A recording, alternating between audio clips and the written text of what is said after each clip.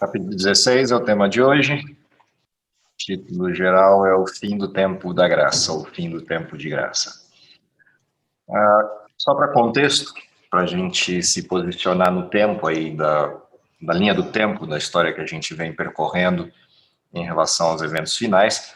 Na semana passada a gente focou na questão do selamento do povo de Deus, que aparece num diálogo aí com outros temas que vieram antes, que é a sacudidura, o alto clamor,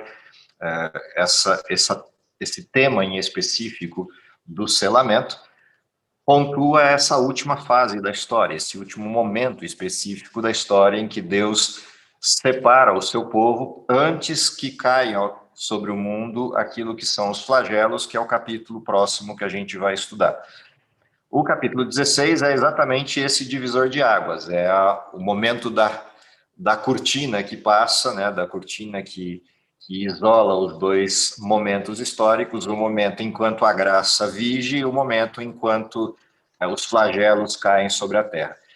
Então, quando se fala nessa questão do tempo de graça ou o tempo da graça, o tempo da graça envolve todo o período existente para o ser humano, desde a saída do Éden até essa última fase, esse último momento na história em que Deus encerra a existência do pecado, no sentido do prazo de validade do pecado, e diz: aqui acabou a história. Quem tinha que decidir a favor de Deus decidiu, quem rejeitou a Deus está rejeitado em definitivo, e a história se encerra a partir desse momento. Para que você tenha essa história se encerrando, é necessário que tenha acontecido a chuva serôdia, é necessário que tenha acontecido o processo de último chamado de Deus ao mundo. E é nesse contexto de último chamado de Deus ao mundo que a gente tem o fechamento da graça, o término da graça. Esse texto também cruza com uma outra referência do livro de Apocalipse, que está posta uma porta aberta a qual ninguém pode fechar, no contexto lá de Apocalipse 10, e você tem, além da referência da compreensão do livro de Daniel, que nos permite escatologicamente observar todo o fechamento da história, todo o desfecho da história, essa porta também tem a ver com o período de últimas oportunidades disponíveis ao ser humano em aceitar Deus, em retornar para Deus. O que particularmente tem de interessante nesse capítulo? Quais são os pontos principais desse capítulo, que é relativamente simples, afinal de contas ele é um ponto na história, né? É exatamente um ponto determinístico na história. O que há de importante aqui? Bom, a primeira coisa importante sobre o fim do tempo da graça é que não existe delimitação temporal para esse evento. Ele é uma descrição de um evento, vai ocorrer, ele não ocorre na terra, ele ocorre no céu, quando Cristo encerra o processo da intercessão plena e declara: está feito, todos os que são meus já estão marcados, já estão definidos, já me escolheram, a história pode acabar. A gente não tem a delimitação de quando isso vai ocorrer. E ainda bem que não tem, porque a gente teria a tendência de viver na expectativa, né? Viver para a última hora. Então, não há referência temporal de quando a graça termina. Então, a primeira grande coisa desse capítulo é que essa advertência de que não existe tempo definido, ela implica, de alguma maneira, que o preparo para a resposta no tempo de graça tenha que ser sempre feito na característica do presente, não do futuro. Porque como ninguém sabe quando a graça termina, ainda que a gente conheça os eventos que delineiam a graça, obviamente o decreto dominical está ligado a isso, o derramamento do Espírito Santo está ligado a isso, ainda que a gente conheça esses eventos de maneira pontual, que estejam ligados ao fim da graça, o fato é que a graça tem duas perspectivas: o término da graça para o mundo e o término da graça para o indivíduo. E, além disso, um terceiro aspecto, que é o término da graça para o remanescente. E aí a gente teria três aspectos diferentes de observação para a questão da graça. Para o remanescente, o término da graça, no sentido específico, ele acontece por ocasião do derramamento do Espírito Santo. Aqueles que não têm de alguma forma, aceito Deus e se ligado aos seus parâmetros enquanto processo de existência, não estará apto ao recebimento do Espírito Santo e, consequentemente, já terá feito sua escolha. O mundo terá uma oportunidade até um pouco mais à frente, quando o alto clamor chega ao seu nível máximo, que é o último convite de Deus ao mundo, fruto do derramamento pleno do Espírito Santo, ou seja, o derramamento em grande profusão de poder que conclui a obra. Essas duas coisas juntas fazem um chacoalhar no mundo para que o mundo se desperte e retorne para Deus. Porém, o remanescente já teve a sua oportunidade, já fez a sua decisão. Caso contrário, não teriam recebido o Espírito Santo.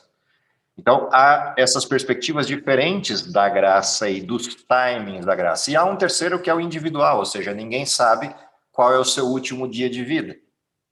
Portanto, se eu não sei, significa que a graça pode terminar em qualquer momento seguinte, porque o último momento de vida pode ser o próximo momento que a gente está vivo.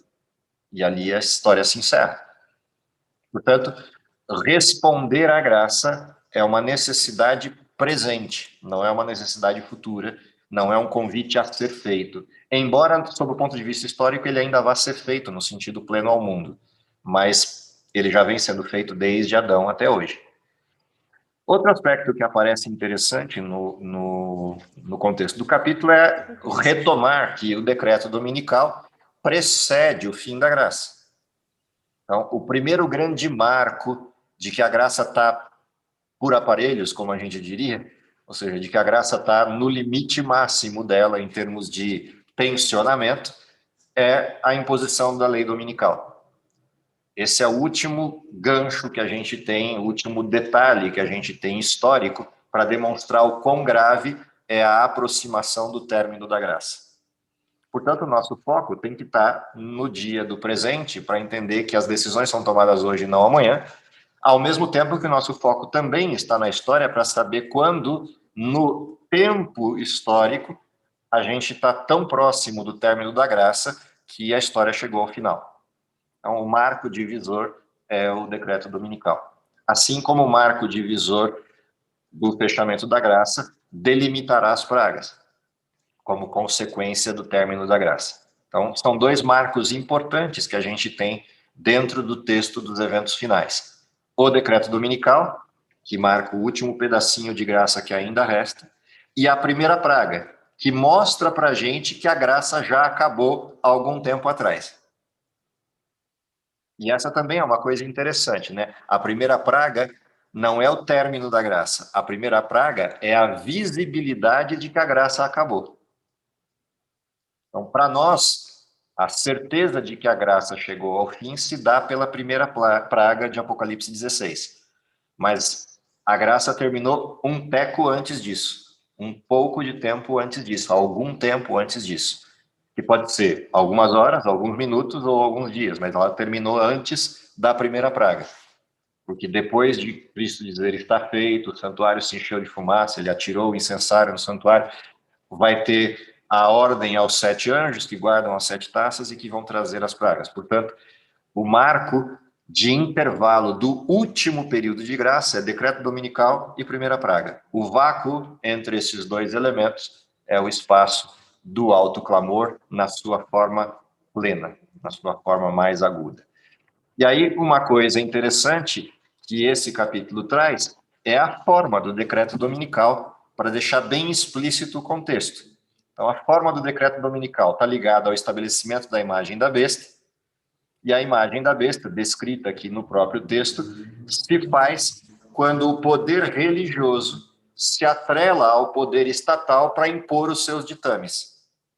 E esse poder religioso, num conluio arquitetado pelo mesmo poder cristão medieval, seguido e apoiado por todo o protestantismo apostatado. Então, é a junção desses dois grandes grupos dentro da estrutura do cristianismo, ligando-se ao Estado para impor seus ditames, que torna possível o decreto dominical na sua forma plena, na sua forma mais intensa. E aí, uma coisa interessante que vai aparecer dentro desse contexto também é a delimitação do país onde isso vai ocorrer. E isso é muito interessante, principalmente considerando que a autora vivia na América, né? Então, declarar dessa forma explícita qual é o país e apontar na direção de como tudo isso vai ocorrer, sendo um cidadão do próprio país, é também algo interessante de destaque dentro do texto. Não que isso trouxesse alguma dificuldade para Ellen White no contexto, mas é peculiar você ter ela apontando para o próprio país de origem, para o próprio país de moradia e de cidadania, que ali vai ser a origem deste processo da imagem construída a besta, pontuando os Estados Unidos como sendo a segunda besta do capítulo 13 de Apocalipse, aquela que tem aparência de cordeiro, mas fala como o dragão. Na sequência disso, diz o texto ainda para a gente, como um destaque, de que o término da graça só pode ocorrer quando o selamento terminou. Por óbvio que isso seja, é importante entender que Deus tem uma obra, Deus tem um trabalho, Deus tem uma preocupação, a de que seu povo esteja definido.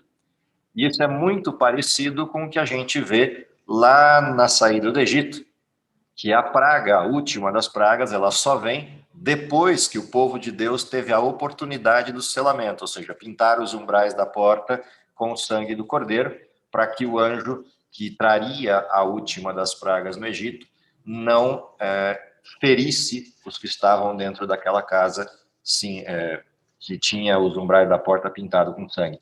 Dentro do contexto das pragas do último tempo da história, as 7 pragas finais descritas em Apocalipse 16, a gente tem exatamente a mesma história.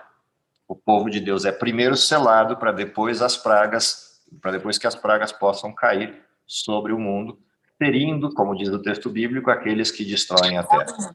Então, esse é o contexto que a gente tem aí de aplicação do fator do selamento como delimitador do término da graça.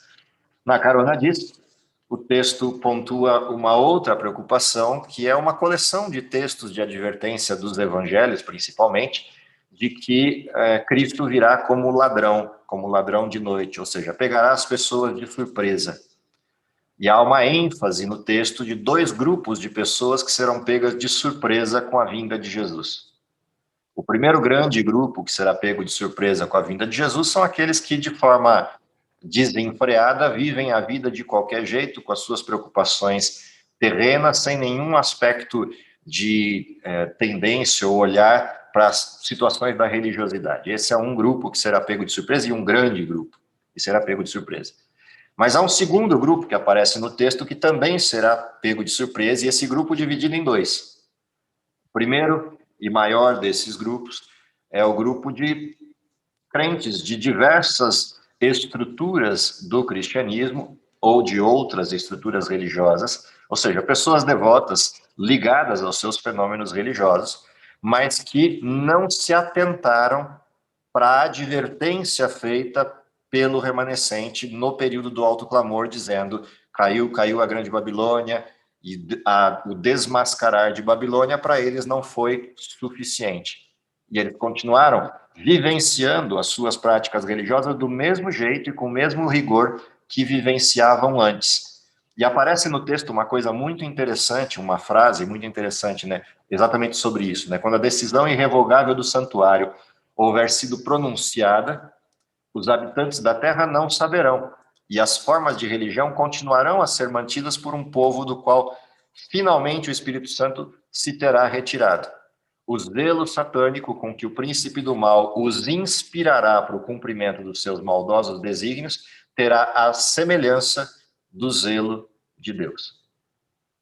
Ou seja, o que esse texto descreve é que a intensidade religiosa destes que se aferram aos seus modelos de religiosidade distintamente do que a Bíblia descreve, conforme vai chegando a parte final e o Espírito Santo então se retira, eles continuarão, depois que a graça termina, servindo aos seus propósitos religiosos e com a mesma intensidade com a qual Deus leva o seu povo a viver os seus propósitos religiosos. Ou seja, o mundo literalmente vai se polarizar entre 2 grandes estruturas: os que vão estar sendo guiados por Satanás como seus agentes no mundo, e o povo de Deus que vai estar na outra ponta, de alguma forma sofrendo com tudo isso e o impacto de tudo isso, principalmente porque todas as leis vão convergir para a manutenção de uma unificação, não de religiões, mas de uma prática dentro das religiões, que é a unificação de um dia de observância, e você vai ter nitidamente o mundo dividido em dois. O grupo que persiste na descrição bíblica da observância do sábado e todo o restante que pende para a lei dominical. Portanto, não será um momento só peculiar na história, mas um momento de tremenda intensidade. Afinal de contas, a unificação legal do mundo em torno de uma única proposta vai levar a um recrudescimento do mal a níveis jamais vistos. O de Satanás, como diz o texto, terá um zelo muito peculiar no cumprimento da sua obra. E é por essa razão que a vinda de Cristo será uma surpresa, porque, afinal de contas, todos os que se fecharam dentro dessa cegueira contra a Bíblia serão surpreendidos quando as pragas e quando Cristo chegar. As pragas caírem quando Cristo chegar. Serão pegos realmente de surpresa nesse aspecto. Mas há dentro desse grupo um grupo peculiar, que são aqueles que outrora ocuparam as fileiras do remanescente, conheciam a verdade, mas não criaram raízes nela. E esse grupo vai, consequentemente, migrar para dentro do grupo que segue ou observa a lei dominical, e lá na frente, na história, esse grupo será surpreendido, porque eles estiveram dentro das fileiras do remanescente e negaram essas questões por acharem que estavam certos no seu desenho de análise sociopolítico-religiosa e atacaram o remanescente como se o remanescente fosse radical, por negar o domingo, ou negar a lei dominical. E eles serão surpreendidos de uma maneira muito mais intensa do que os demais, porque eles conheciam a verdade, conheciam as profecias, estiveram nas mesmas fileiras do remanescente e abandonaram tudo isso. E aí vem uma advertência bastante grave, semelhante a outras que a gente viu nos capítulos anteriores, de que esse é o tempo para a gente poder criar raiz. Esse é o tempo para a gente poder se aprofundar no estudo mais claro, mais evidente daquilo que a Bíblia apresenta como verdade e se preparar para o impacto que virá pela frente dessa pressão global ao redor de um único tema. Outra questão que aparece no texto é o otimismo daqueles que lideram movimentos religiosos nesse tempo. Ou seja, o recrudescimento do mal leva ao mesmo tempo a cegueira, que por sua vez cria esse otimismo.